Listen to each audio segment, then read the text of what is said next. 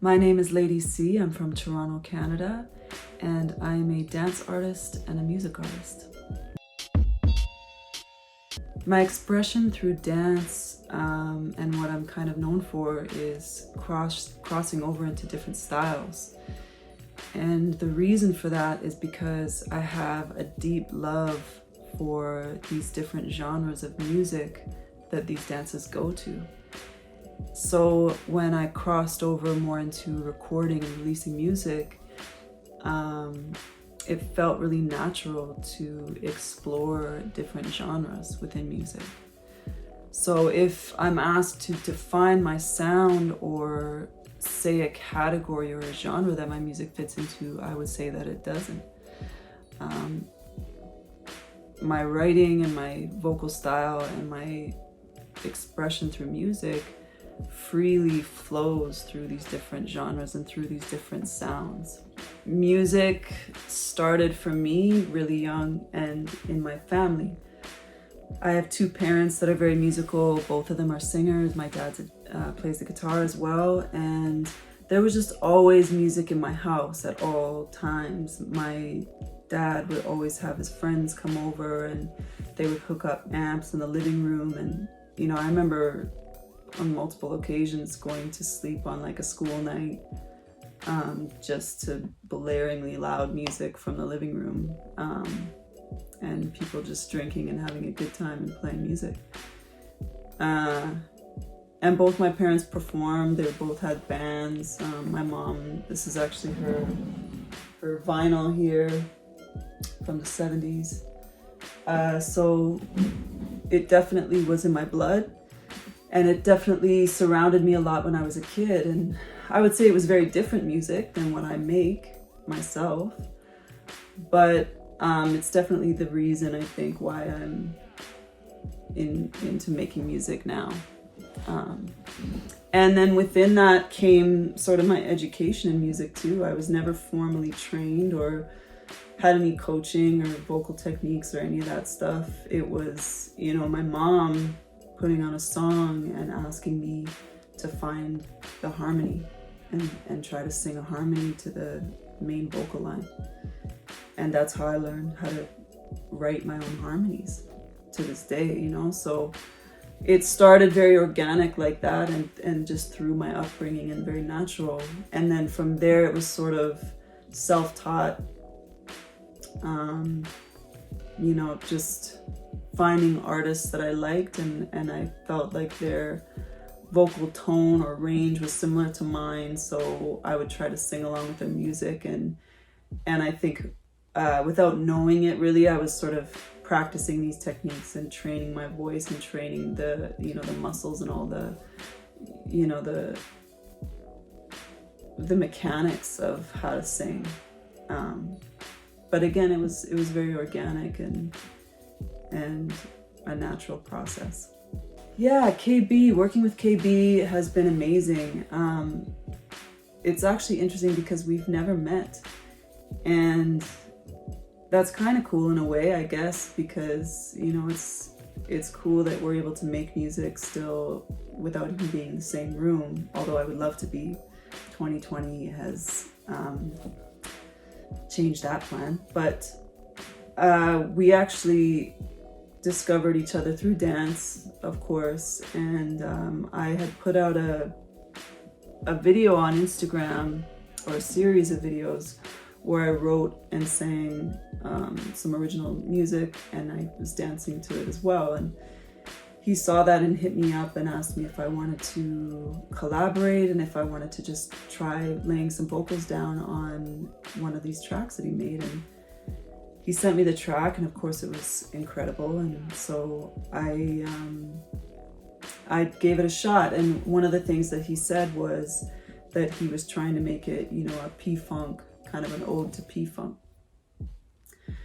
So P-funk being one of my biggest influences with dance and music, I know their music inside and out, and so I directly wrote the song based on all of their chord progressions and their vocal stylings. The song's called Curiosity Killed the Cat, which was a play on Atomic Dog. And so I really tried to honor as best I could that P-Funk influence. And we ended up releasing the track, and I think it got, for the most part, a lot of love. And yeah, so we continue to work well together. We just found a natural rhythm, and I think it just was easy. So we started making more music and releasing a couple, I think we have 2 tracks out now, or three tracks. And we have a whole bunch more that hopefully will be released or turn into maybe an album or something. But yeah, I really admire and respect KB, Kid Boogie, both as a musician and a dancer. He's an incredible artist and has so much integrity with anything that he does. So I really value that working relationship with him and that creative journey that we've had together. So hopefully there'll be more of that. That journey of working with dance artists who are also musicians actually started like over 10 years ago when I met Koflo, who's in my crew, the Soul Shifters. He's based in the Bay Area. And I met him through dance. And then we both kind of discovered our love of music and that we were both making music. And from there, we just started this really organic journey of building together and releasing music little by little. And he produced my full-length album that is going to be released soon. We put out vinyl and, you know, done a lot of really great things together. So I really also value that relationship with Koflo, and you know, he's like a brother to me, and it's really dope to be able to make music with someone that you have that much trust and history with. It's a blessing for sure. So this is a little bit of the process of making music for me as a vocalist. So sometimes I'll write something and send it to a producer friend of mine, and maybe they'll build a song around that idea. Most of the time, however, it works the opposite way around. So a producer will send me a track, I'll listen to the track. If some sort of imagery comes to mind, I might sit down and write lyrics and a melody to that track specifically in that moment. Or I have just stacks of books of lyrics and song ideas that I've written over the years. So I'll go through that, and if something jumps out at me that I think might work, I'll kind of rework it to fit the track and build the vocals. So this is an example of something that I'm working on with KB. The program that I use is called Logic Pro X, which was a gift from my brother Koflo for my birthday. Thank you, Koflo.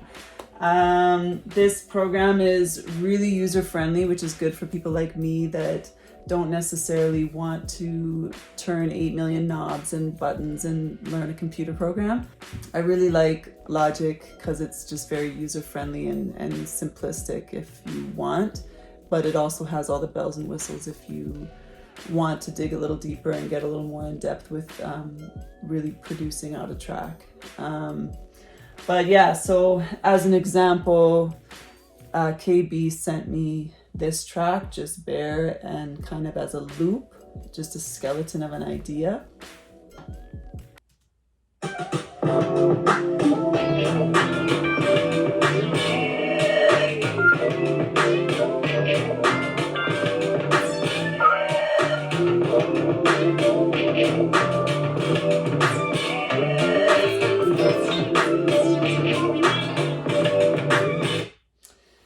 Yeah, so super dope track. Obviously, I was like, yes, I want to write to that. With this one in particular, I actually had a song that I had written probably 10 or 15 years ago that I just never did anything with. And the lyrical melody just worked perfectly with this song. So I actually just took it as is and just transposed it and re-recorded it to this track. So Then I laid down the vocals, which I just do here in my house. I don't rent a studio or anything. This is all, you know, just me in my living room type of thing. So, yeah. Let's communicate. Tell me what's on your mind. Talk is cheap. Actions speak louder. So tell me how you feel. Talk is cheap. Show me what is real. Yeah, so just a little taste of kind of the vocal idea, and it just so happened that that vocal melody worked really well with the track. From there, I kind of will record the main vocal, and then I'll go back in and kind of thicken it up and juice it up with harmonies and background vocals and little textural things, ad-libs, things like that. So as an example of that, you know, this is one layer of the chorus. Actions speak louder than words. And then I'll go back in and make a second harmony to that. Actions speak louder than words. So I added a higher octave to it. And if you know me, I usually like to add a third. Actions speak louder than words. So that one was, I think, like a half step down or whatever. And these are all just things that I learned through my mom. Again, you know, just finding harmonies and what works with the track to what works with the bass melody. Yeah, so that's kind of an idea of how I build out a track, and then everything's color coded. I try to keep everything really organized to make it easier for the producer to go back in and do any other mixing and mastering and things like that. It just makes things a lot easier. The process of making music for me, because of who I work with, which mostly is KB and CoFlow right now anyways, because they both live in another country, a lot of the music making process is sending things back and forth via internet, which is cool in a way because it allows us to work when otherwise we wouldn't be able to, and at a very low cost and fairly efficiently. In another sense, I do wish I could be in the room and be making things live right there on the spot. But yeah, just the way it is right now, that's kind of how things work. And so I'll send this whole package, I'll bounce this track and export it so that KB can open this up in his program and have all of these vocal parts separated, and then he can refine it even more. Then he might build more into the track to either pull some of the instruments back so that the vocals can come through more, or create more instrumentation behind the vocals to bump them up a little bit, let's say for a chorus or something like that. So it's kind of like a build as we go type of process and a back and forth type of process. So yeah. My next big project with music is actually a music video, which is going to be really cool because we've used a lot of really cool new technology and editing techniques. And yeah, I'm really excited to share this one. I choreographed it myself, I'm dancing in it, and I'm just excited to kind of show that visual aspect to what I do as a musician and bring those two worlds together. And then that will kind of act as a promotional tool for the full-length album, which the release was a little bit delayed by the pandemic, but it will be coming out soon. So I'm really excited to share that with the world. My general dream with music is to, on the music tip, be able to collaborate with just really great music artists and do a lot more live shows, which right now is, not really possible. But yeah, I'd like to be able to do more live performing, and in the same breath, I'd like to be able to bring more dance into that equation and showcase the dancers that I know and the dancers that I get to see on a regular basis that just blow your mind freestyling in a cypher. I would like to be able to capture that energy, bring it on stage, and introduce these dancers to the audience and give them, I guess, just let the music and the dance exist in the same spotlight and showcase it. And yeah, I just think those two parts of myself, it'd be a shame if I didn't find a way to collaborate them and to bring them into the same space. So that's the general dream for me, is to find a way to pull my experience as a dancer and my experience in music and create something really original and really unique with that. My biggest influence in music, well, definitely at the top of the list is Prince. I'm in no way comparing myself to Prince, or think that I'll ever have enough time left over in my lifetime to reach that level.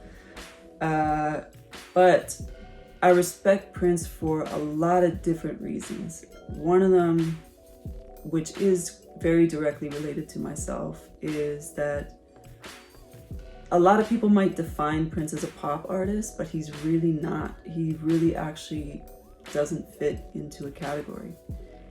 He can make so many different styles of music, and it doesn't matter if he necessarily fits that mold or not. I've heard country songs on some of his records, then the next track on the same record will be like a heart-wrenching ballad, and then the next song after that will be, knock you off your feet funk. So I really appreciate that freedom and that just standing up for yourself to be able to create what you want and what's in your heart, and not feel pressured by something as monstrous as the music industry to define what you are and fit it into a box. I just really respect that about him and his music and his confidence in himself as an artist and as his own entity, not owned by somebody. So that has influenced me in more ways than just music. That really stays with me as an artist and as a person. And then also, just who doesn't love Prince? One of my favorite artists to dance to as well, and all of that. So definitely Prince is a huge influence on me. I don't think my music necessarily sounds like Prince music, but I don't think it really has to. The music scene in Canada is really dope. I mean, there's the obvious ones, Drake and Justin Bieber and whatever, which I think is great. I think people take Canada a little more seriously because of those guys, which is cool. But there's also a lot of really amazing, more underground artists coming out of Canada as well. Just off the top of my head, people like Kaytranada is doing big things. Daniel Cesar. Then there's, other artists. Shashu is a producer from Montreal who, obviously the dance community knows who Shashu is, but he's making some really cool stuff happen. Amalia, who's a homegirl of mine. JD Veda is putting out some really cool stuff. There's a lot of music coming out of Canada. Potato Head People is really killing it right now.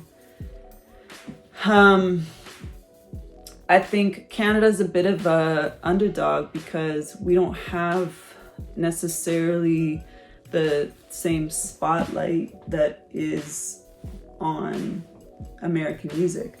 So if you want to make it to that Drake level or whatever, you do kind of have to cross over into the American market and cater to that structure and the way that machine works, which is really complicated and really overwhelming.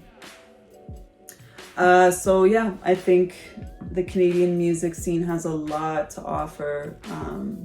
It's just you gotta dig a little bit deeper and find out what's going on up here, you know, but there's some really cool stuff happening for sure.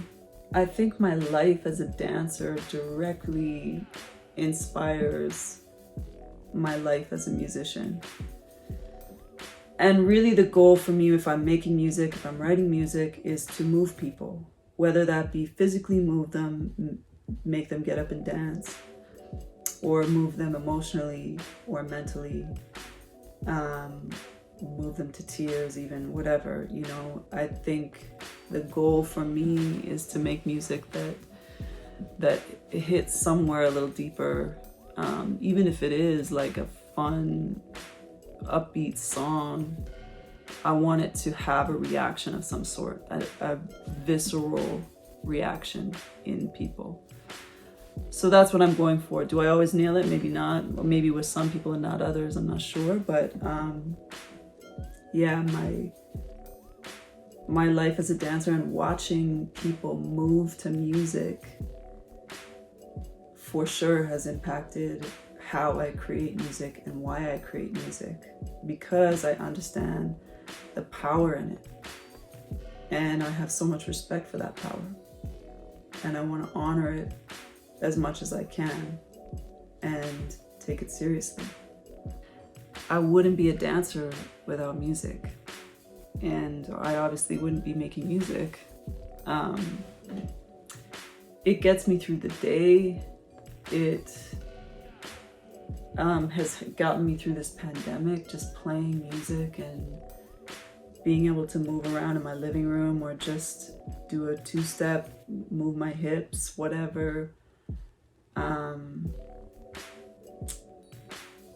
It's my whole childhood.